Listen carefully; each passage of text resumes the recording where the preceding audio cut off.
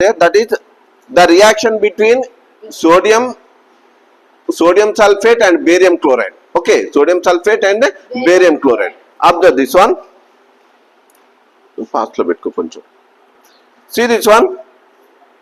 The weighing machine shows zero reading. Now I kept the beaker. Okay, its weight is 55 grams. Okay, now I have taken barium chloride solution and sodium sulfate solution. Barium chloride and sodium sulfate solutions in two separate test tubes. Okay, I kept the two solutions in the beaker. Now the weight is how many grams? 93 grams. Okay, you can consider the error. Fan is rotating now 1 or 2 grams. There is error. Okay, 92 grams. 92 or 93. See this one. Now what I am doing? I am mixing these two solutions.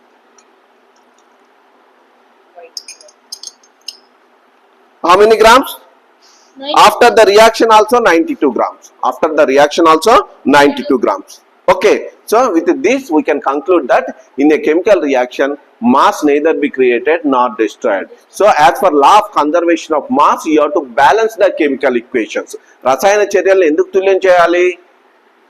As per law of conservation of mass, ద్రవ్య నిత్యత్వ నియమం ప్రకారము ఒక రసాయన చర్యలో ద్రవ్యము సృష్టించబడదు మరియు నాశనం కాదు. అంటే ఇరువైపులా okay, toward the reactants and toward the products, you have to equate the masses of the various substances that are taking part in the chemical reaction. Are you clear about that? ఒక రసాయన చర్యలో ద్రవ్యం సృష్టించబడదు మరియు నాశనం కాదు కాబట్టి ఆ ద్రవ్య నిత్యత్వ నియమం ప్రకారం మనం ఏం చేయాలి? రసాయన చర్యని కంపల్సరీ మనం ఏం చేయాలి? తుల్యం చేయాలి. ఓకే, మనం ఏం చేయాలి? తుల్యం చేయాలి. ఓకేనా? Are you clear about that? So this is all about. This is also an example for precipitate reaction. ఇక్కడ తెల్లటి అవక్షేపం ఏర్పడిందా?